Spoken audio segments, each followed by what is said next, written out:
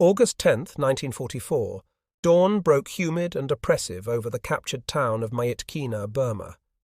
Hak-sun, 19 years old and skeletal from 2 years of captivity, pressed her face against the bamboo slats of what had been a Japanese military brothel. What she witnessed through the gaps in her makeshift prison defied everything she had come to believe about human beings after 24 months of systematic torture. Instead of more Japanese soldiers arriving for their morning violations, she saw something that made her legs buckle beneath her. American and Chinese soldiers, their uniforms dusty from combat, were moving through the abandoned compound with rifles raised. But it wasn't their weapons that stunned her. It was what happened next. A Chinese-American soldier kicked down the door of the comfort station, his rifle ready, then immediately lowered it upon seeing the 20 Korean women huddled inside.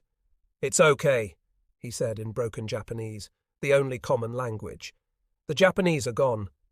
You're safe now. We're here to help you." Park would later testify that she couldn't comprehend the words. After being raped by up to 30 soldiers daily for 2 years, the concept of male soldiers offering help rather than demanding her body was beyond her understanding. As the Allied soldiers began evacuating the comfort station, they discovered conditions that would haunt them for the rest of their lives.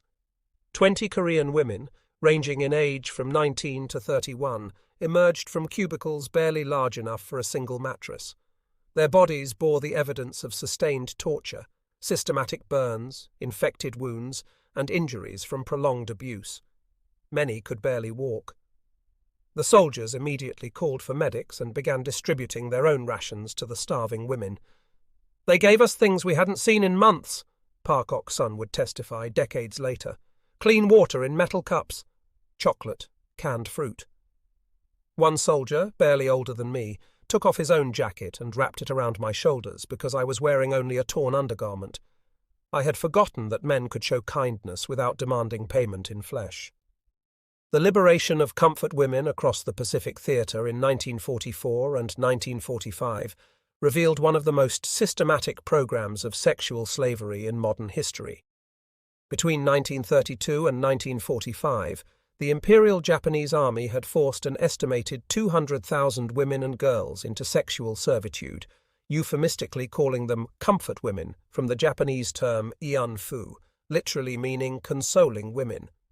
The majority came from Korea, then under Japanese colonial rule, but tens of thousands were also taken from China, the Philippines, Indonesia, Burma, Thailand, Vietnam, Malaysia, Taiwan, and the Netherlands East Indies.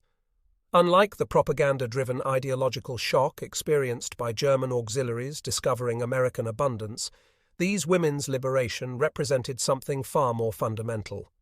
The sudden recognition of their humanity after years of being treated as what the Japanese military officially termed public toilets or military supplies.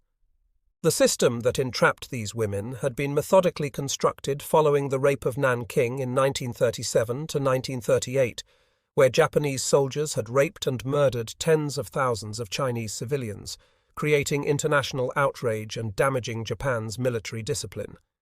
To prevent further incidents that might harm Japan's reputation or compromise troop morale, the Japanese military high command established an elaborate network of comfort stations across their occupied territories. Military documents recovered after the war revealed explicit instructions for procuring women, establishing facilities, medical protocols, pricing systems, and maintaining what they termed hygienic management of institutionalized rape.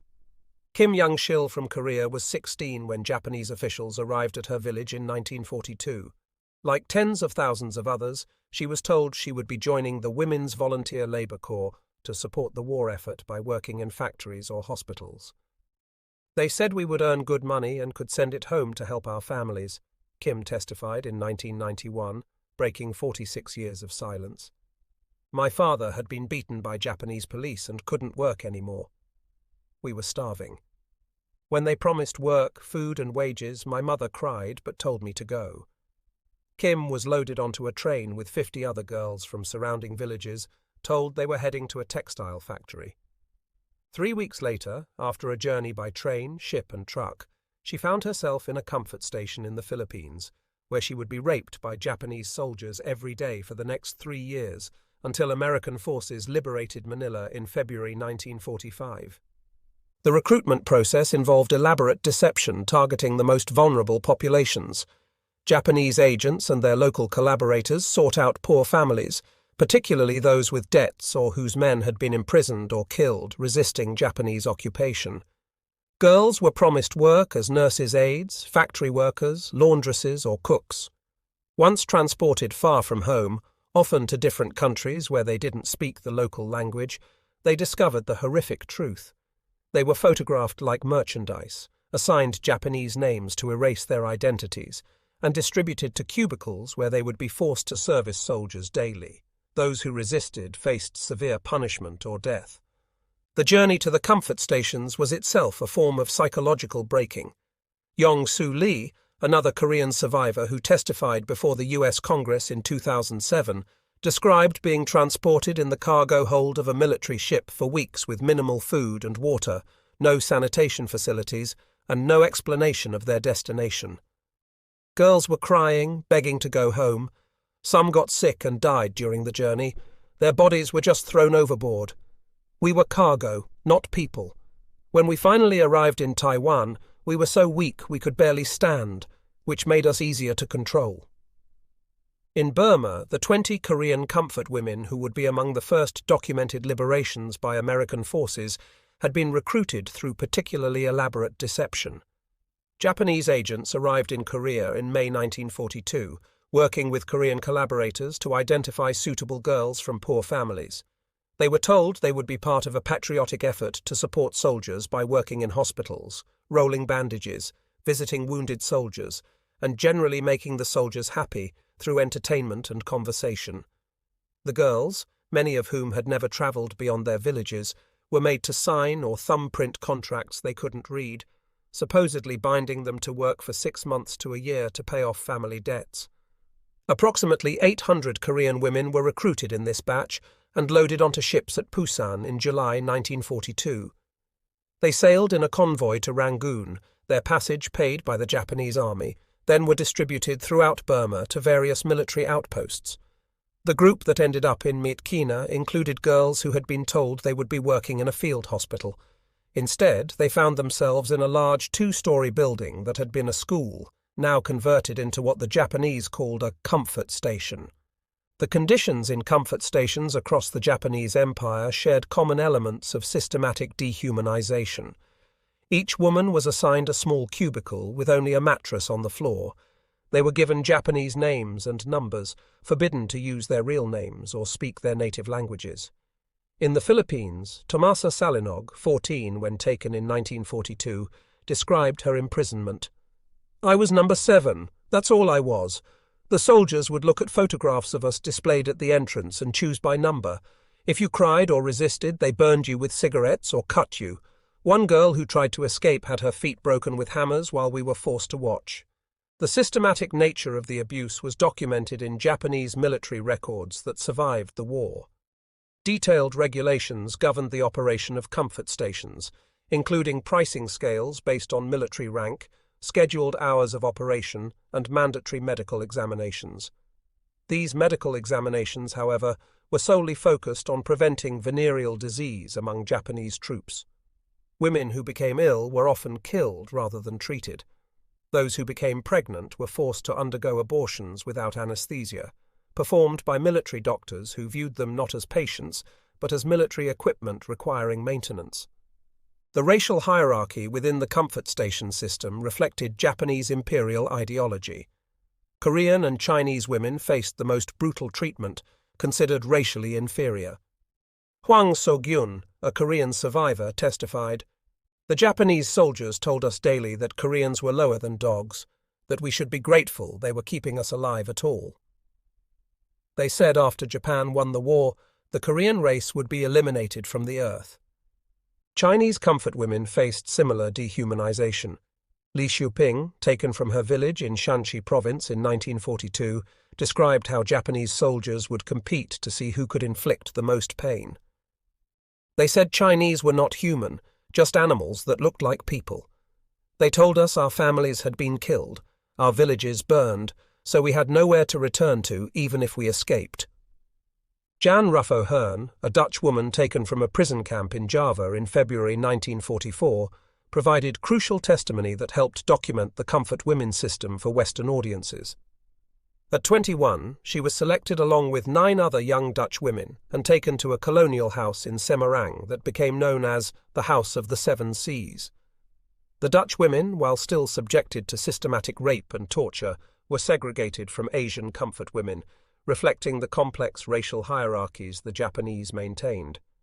We were photographed like merchandise, and the pictures were displayed for Japanese officers to choose from, she testified before the U.S. House of Representatives in 2007. For 4 months we were raped day and night. The Japanese doctor who was supposed to examine us for diseases raped us too.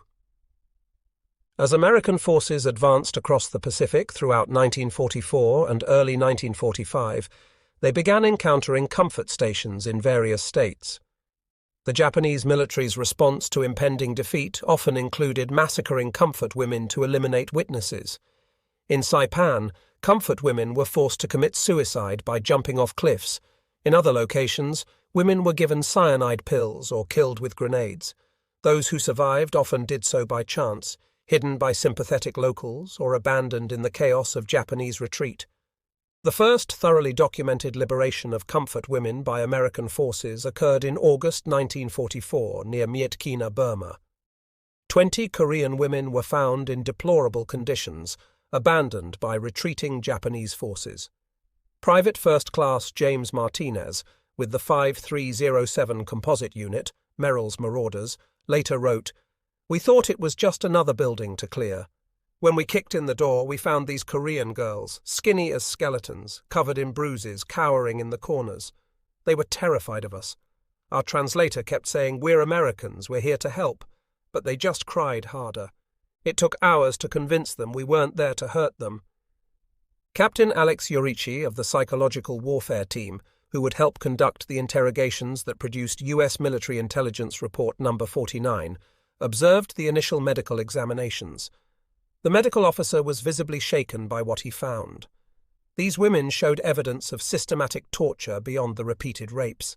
Several had untreated broken bones.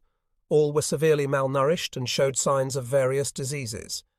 The American military's response revealed both compassion and confusion. Most soldiers had never heard of systematic sexual slavery and initially mistook the women for voluntary prostitutes. However, military medical personnel who examined the women quickly recognized the extensive evidence of prolonged abuse that indicated forced servitude rather than voluntary prostitution. The language barrier complicated everything. The Korean women spoke little Japanese and no English. American forces had few Korean translators, relying instead on Japanese-American Nisei soldiers or Chinese translators. Won Loi-chan, present during the initial interrogations, wrote in his memoir, "These girls spoke some Japanese, but it was extremely limited. Many just sat in silence, unable or unwilling to speak at all." The material support provided by American forces created its own form of shock for the comfort women. After years of deliberate starvation, regular meals seemed miraculous. American K rations, though hardly gourmet fare, represented abundance beyond imagination. Clean water, soap, basic medical care, these simple necessities had been denied for so long that the women initially didn't know how to respond to them. Soon Yi Park, one of the 20 women liberated at Myitkyina, kept a simple handkerchief given to her by an American nurse for the rest of her life. It was just white cloth, nothing special, but the nurse had used it to gently wipe tears from my face. After 2 years of being treated like an animal, that simple gesture of human kindness broke something inside me. I kept that handkerchief for 50 years as proof that kindness existed in the world. The medical treatment provided by American forces revealed the full extent of Japanese systematic brutality. Lieutenant Patricia Thompson, one of the few female nurses in the Pacific Theater, was brought in specifically to help treat the comfort women. These women show clear evidence of prolonged, systematic sexual torture. The physical damage is extensive, but the psychological damage may be worse. Several women haven't spoken since liberation. They need specialized care we're simply not equipped to provide in field conditions. The presence of African American soldiers in the liberating forces provided an unexpected challenge to the racial ideologies comfort women had absorbed. Japanese propaganda had portrayed black people as subhuman savages, yet these soldiers often showed particular compassion. Sergeant William Robinson, an African American medic, spent hours providing care to comfort women with extraordinary gentleness. "I understood something about being seen as less than human," Robinson told his commanding officer. "These women need to know they're people, deserving of dignity and respect." The liberation of comfort women in the Philippines beginning in February 1945 revealed the system's massive scale.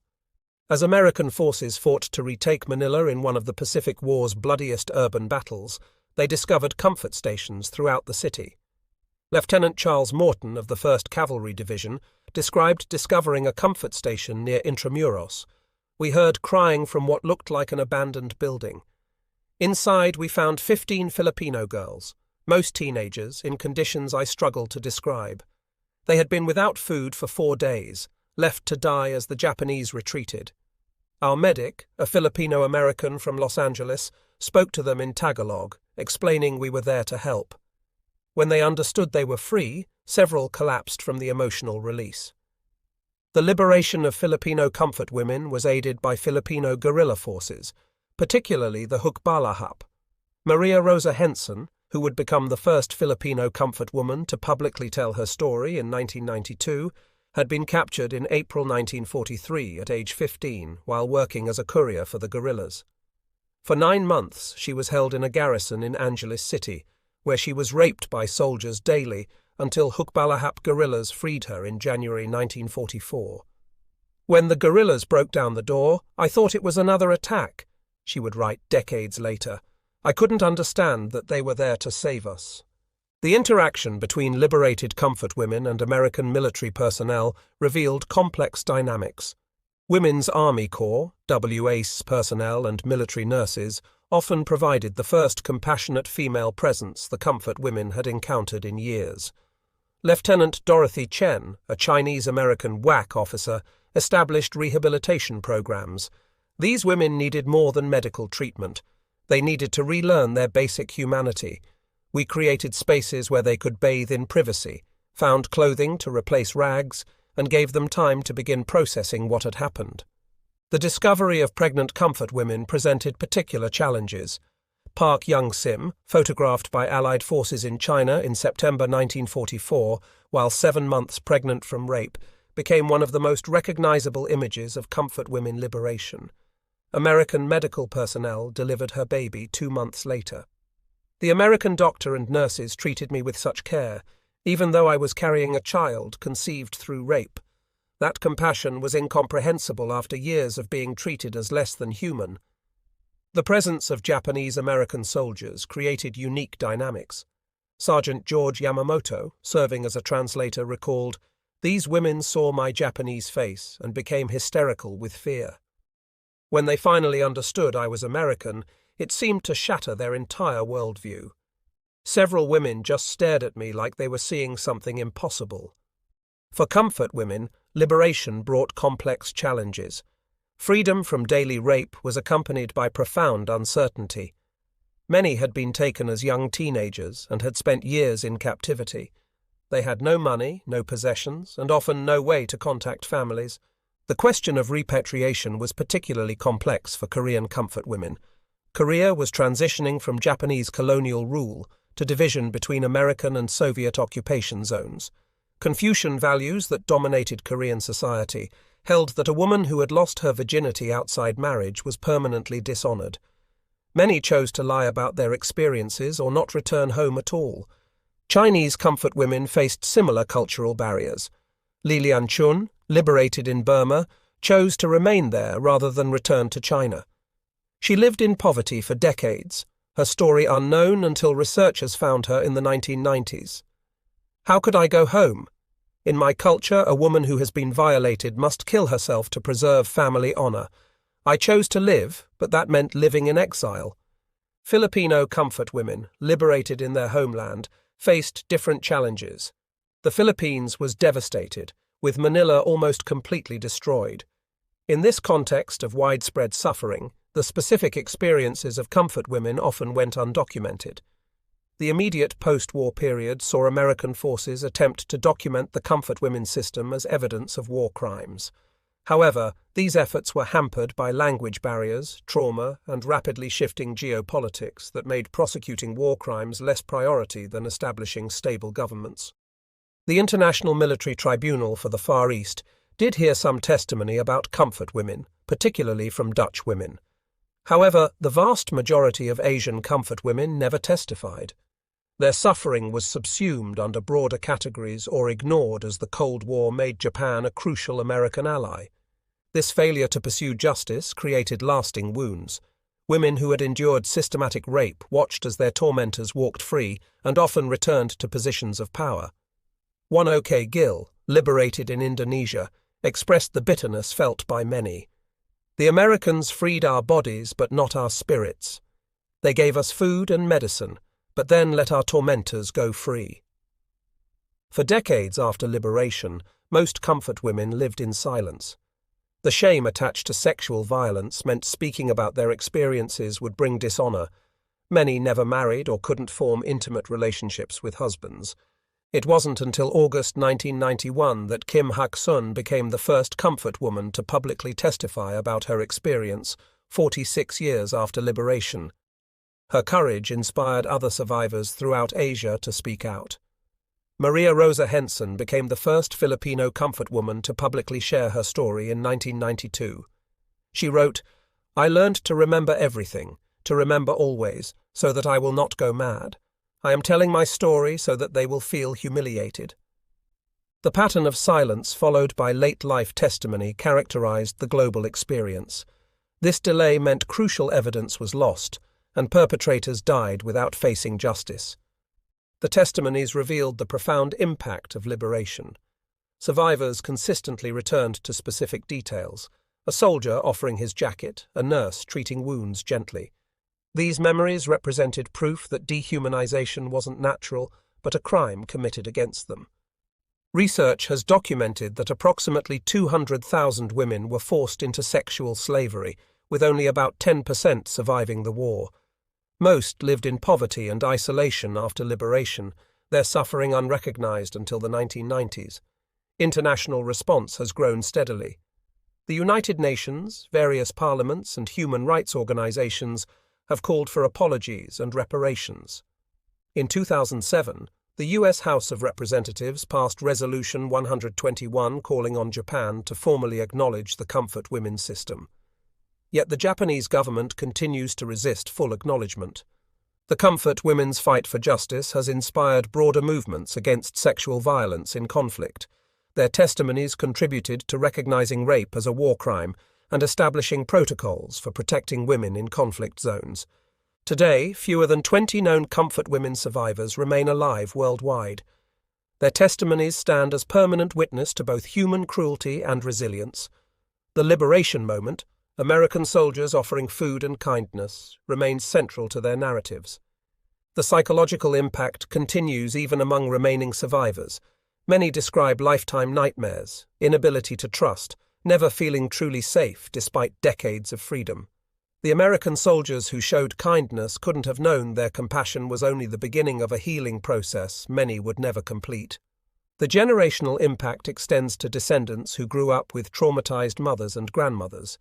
Children born of rape faced particular challenges, often rejected by communities, growing up with the burden of their origins. The comfort women issue remains a source of diplomatic tension. Each year on August 14th, the anniversary of Kim Hak-sun's testimony, memorials are held worldwide despite Japanese protests. Survivors continue demanding recognition and reparations. The legacy of comfort women's liberation offers profound lessons about freedom. Physical liberation proves insufficient without recognition of crimes and dignity restored. Their testimonies remind us liberation is a process, remaining incomplete 8 decades after American soldiers opened their prison doors. The comfort women's transformation from victims to activists required decades of struggle to overcome shame. Their courage ensures future generations will know what happened. They speak not just for themselves, but for hundreds of thousands who didn't survive. American forces provided immediate relief and restored basic dignity. Individual soldiers showed extraordinary compassion survivors remember decades later. Yet without commitment to justice and long-term support, liberation remained incomplete. The contrast between Japanese treatment and American reception created cognitive revolution. After years being told they were worthless, witnessing soldiers offering help without demanding sexual payment shattered worldviews. This disruption was both liberating and destabilizing. Material support, food, medical care, clothing, carried different meaning than for other populations. These weren't symbols of superiority, but proof that suffering wasn't inevitable, that societies could choose compassion over cruelty. The testimonies reveal the impact of witnessing alternatives to cruelty. Seeing American soldiers share rations and provide care with respect shattered the worldview captors had imposed. This cognitive disruption enabled survivors to eventually demand justice. Women in the liberation process, nurses, WAC personnel, provided crucial models of female agency. For comfort, women reduced to sexual objects, seeing women in authority offered alternative visions of what women could be. Documentation created during liberation has proven invaluable combating denial. Medical records, military reports, photographs gathered by American forces provide contemporaneous evidence predating any political agenda. Yet liberation reveals limits of documentation without political will. Despite extensive evidence, most perpetrators were never prosecuted. Survivors suffered in silence for decades. The Comfort Women's fight raises questions about liberating forces' responsibility. Is freeing victims enough, or does liberation carry obligation to pursue justice? American forces showed compassion, but broader policy of rehabilitating Japan without accountability left survivors feeling abandoned. Their testimonies offer crucial lessons for contemporary conflicts where sexual violence remains a weapon. The importance of immediate documentation, gender-sensitive approaches, female personnel treating victims, and long-term psychological support, all lessons from Comfort Women's experience could help current victims. The Comfort Women's courage in breaking silence inspired survivors worldwide. Their insistence that shame belongs to perpetrators, not victims, helped shift cultural attitudes. Their demand for acknowledgement established precedents for addressing historical injustices. Simple acts of kindness by American liberators, offering jackets, cleaning wounds, sharing rations, carried profound meaning across decades. For women systematically stripped of humanity, these moments became anchors through years of struggle. They remind us individual acts of compassion matter profoundly against systematic evil. The final accounting reveals both humanity's capacity for evil and potential for good. The species capable of industrialized sexual slavery also produced individuals who risked lives to free victims and treat them with dignity.